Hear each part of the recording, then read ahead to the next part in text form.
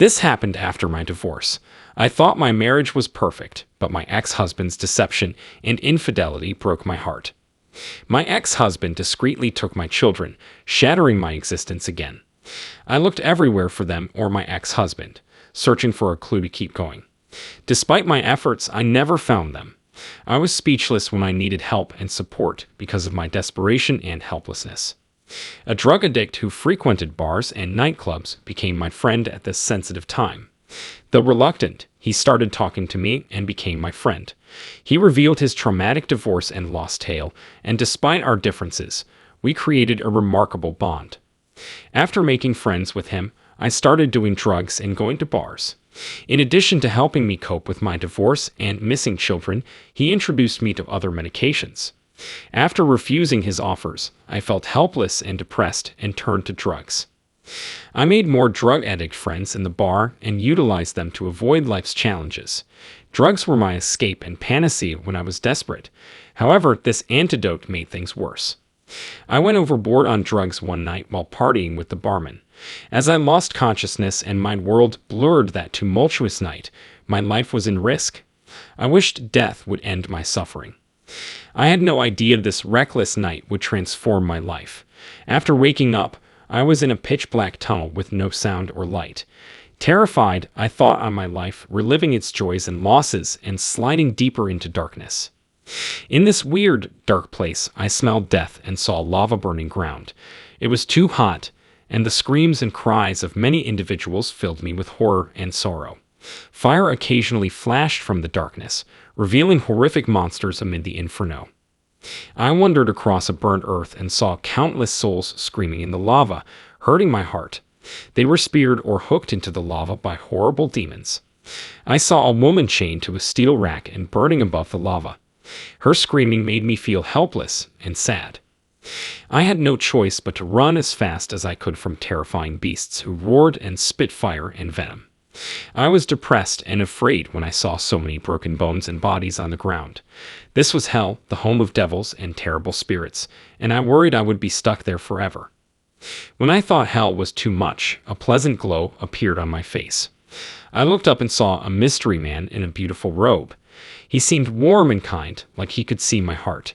He lovingly touched my shoulder and said, "Child, you have walked through hell, and now you can return to the sunny world." His gentle voice made me feel warm and cozy. He said something that made me feel like I was floating in the air. I watched my body vanish and reincarnate in the light. I couldn't articulate how I felt because it happened so unexpectedly and beautifully. At the gates of paradise, several shining angels greeted me. They welcomed me with soft voices and smiles, giving me unmatched tranquility and warmth. Heaven was peaceful, lit by soft light, without pollution or flaws. Everyone felt comfortable because the sky was clear blue with no clouds and the sunlight was pleasant. Beautiful views, colors, and no cold or hot weather. Each paradise region was unique and beautiful. A brilliant green meadow with blue tumbleweeds and red blooms. Small streams flowed through the meadow, and small creatures wandered gently, calming people. Many buildings in paradise were made using the finest materials. These buildings included palaces, gardens, libraries, and schools.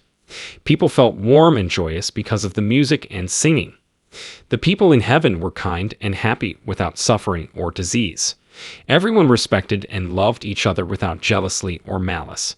People were ecstatic in heaven because they could commune with God and sense His love and compassion. I saw my late grandmother in paradise while walking. She stood amid a sea of gorgeous flowers with numerous dazzling and shimmering angels soaring about her. She turned to look at me when I approached. When we looked at one another, my heart filled with boundless emotions and joy. "Smiled," she continued, "My child, you are here." After talking about numerous prior events, she informed me she had been watching and praying for me, hoping for a great future. She reciprocated my love and thoughts. In this lovely garden, we felt free, without suffering, disease, or separation. I met other deceased loved ones and lived with them in heaven. We loved the cuisine, music, dancing, and scenery. They assured me that they were always watching over me, praying for me, and sending me love and strength. A man in a white robe approached me. He appeared pleasant with lovely eyes. He grinned, extended his hand, and welcomed me to heaven. His palm felt warm, like it could comfort and strengthen me forever. He stopped me from kneeling and said he didn't need my respects. We chatted while sitting. He asked about my life, loves, and anxieties, and I told him everything. He listened without interrupting or criticizing me, comforting and encouraging me, making me feel loved and accepted. I felt Jesus' warmth and tranquility in our talk. His comments put me at ease like a long-lost child meeting with his parents. We talked about faith, family, and the future. He promised to protect and care for me always. Finally, he softly told me to return to Earth. I was astonished and inquired why he wanted me back. Rather stay here all the time. Jesus said, "You have significant tasks to do on Earth. You aid people on Earth and bring hope and compassion." I considered my family, friends, and those that needed me. I grasped Jesus' words and realized I had to return to Earth to finish my duty. Jesus smiled and replied, "Calm down. You have my full support till you finish your task."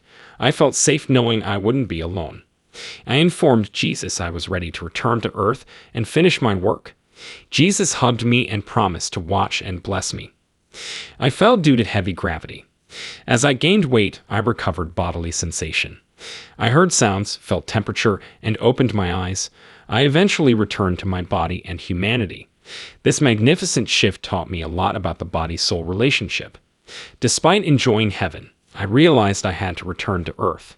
After that moment, I knew I had to change and stop letting my life unravel. My physical and mental health and order began to return as I tried to leave drugs and alcohol. I attended pharmacological and psychiatric therapy, learned how to manage my emotions and stress, and reassessed my life.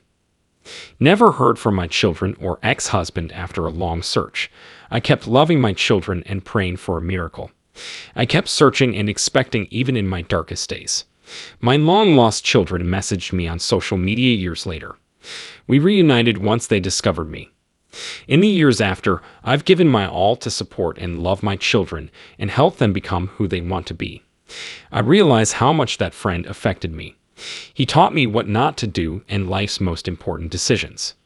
I now understand that we may have hope and faith even in the darkest moments.